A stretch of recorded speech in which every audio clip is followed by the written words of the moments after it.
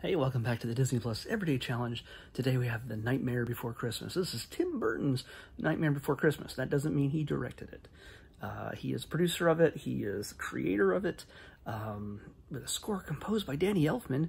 Hello, he's also the voice, the singing voice of Jack Skellington. I did not realize that Chris Sarandon was the speaking voice. I just assumed that he did the speaking voice as well, but nope, Mr. Oingo Boingo is the composer of the score, the songs, and the singing voice of Jack. Pretty crazy. This is a 1993 film. Yes, this is stop-motion animation in an era prior to all the digital animation films that had come out since the 90s. And before it became commonplace, pretty much everything except what's put out by Leica is digital animation. Stop-motion animation is kind of a lost art, and it doesn't get the appreciation it deserves, but this is a highlight. This, I have to admit, I haven't seen this too many times myself, and I'm thinking that one of the first times I saw it, it just never was a thing that I bothered pursuing for some reason, even though I had so many friends who were just obsessed with it. And I've ridden the ride, you know, the overlay they have for Haunted Mansion at Disneyland on countless times, and I knew who all the characters were, and I seen clips in here and there, but I never really paid attention to it until a few years ago. And I saw a special screening at the in Hollywood at the Disney theater, but it was like an interactive thing, and I just, for some reason, I don't know why. I don't recall most of this. Maybe it was all the interactive stuff. Maybe I'm thinking of a completely different movie. Either way, this feels completely new and fresh to me. I know I've seen this before. It's just been a while. It felt like a brand new experience. And I saw things this time around that honestly I'd never seen before. I think I just took the time to appreciate everything that's going on, just the tiniest details, matching it up to the things that I'm now missing from not going to Disneyland, seeing, oh, the snake, oh, the duck, oh, all these little things that they pepper throughout the ride. I'm seeing with new eyes by watching this for the first time in a while.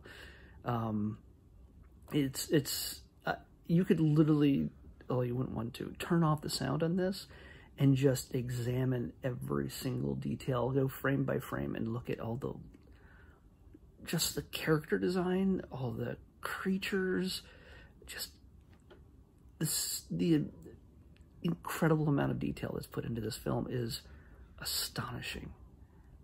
I kind of almost want to go through this and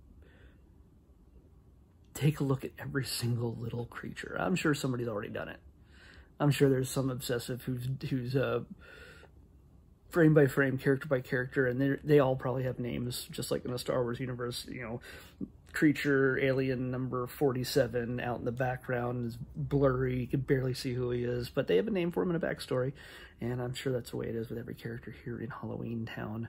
But yeah, by the way, along with Danny and Chris playing Jack Skellington, we have Catherine O'Hara playing Sally. You know her from the Christopher Guest films.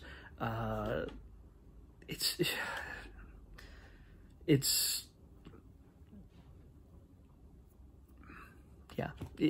is a cast that, even though you may not recognize some of the voices, you know that Tim Burton had a hand in picking some of these because he's got a certain taste. William Hickey playing the evil scientist. If you look up William Hickey right now, you'll see the guy and you'll go, if you've seen enough movies, you've seen William Hickey, and you'll go, oh my God, that is the perfect guy to play the evil scientist. Yeah, and then Paul Rubens makes a tiny appearance as one of the kids, Lock, Shock and Barrel, who the henchman of Oogie Boogie, who kidnapped Santa Claus. Yeah. Here's a little bit of the story. I'm not going to tell you the whole thing, but the point is that Jack, he is a Halloween rock star. He has groupies, he has people just lining up to tell him how awesome he is and how he just gets Halloween. He makes Halloween the best holiday possible in their little Halloween town. because they love all gruesome kind of creepy monster stuff. And Jack, he appreciates the praise, but for the most part, he's done with it. He's kind of bored. He loves it, but he wants something new.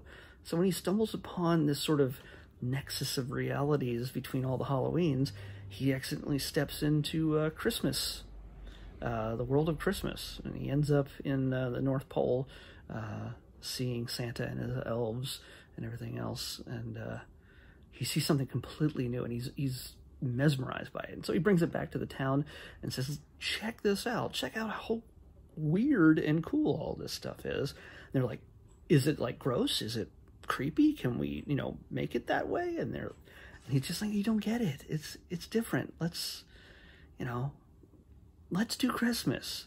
And yeah, well, doing Christmas involves co-opting a lot of stuff from Santa. And also, when he gets to town, involved in creating presents and a sleigh and reindeer and everything else, it doesn't go exactly as planned. They have their own twist on things. And when Jack decides to take over for Santa, or at least do Santa's job, it goes horribly wrong. And yeah, you get the gist. I can't tell you anymore if you haven't seen it, but if the odds are that you haven't seen this is highly unlikely. It is a classic for the weird kids who love Halloween and also love Christmas in a different weird way. So yeah, this is the anti-Christmas Hallmark movie. I'll tell you this right now. This is a movie for the people who love Christmas movies but like them super weird. And it's got a great soundtrack, so many great singable songs, and it just can't say enough good stuff about this. This is a classic in every way. This is a Disney classic in every way, except in a not Disney way. It's other than music, other than some, Disney's tradition of making some great movie musicals.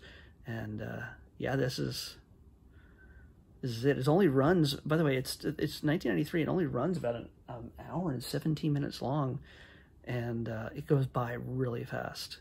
You want more when it's over.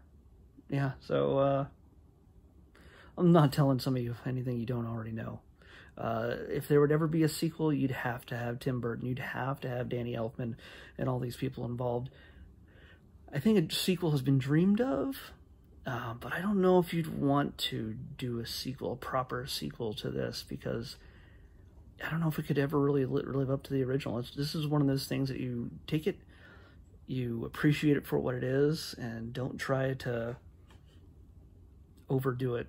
I know I think it would probably in this era it might probably make a good amount of money for Disney, but